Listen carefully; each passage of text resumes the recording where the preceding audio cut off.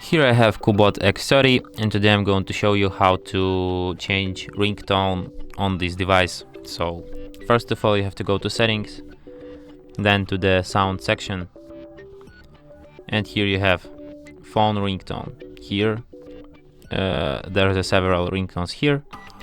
Let's listen to some of them.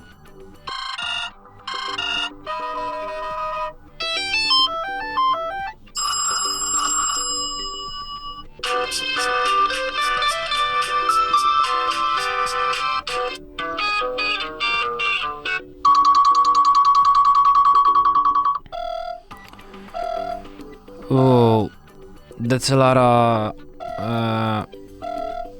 decent ringtones, but I know which one is the best.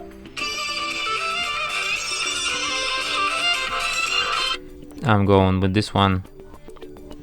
And that's it. That's how you change ringtone on this device.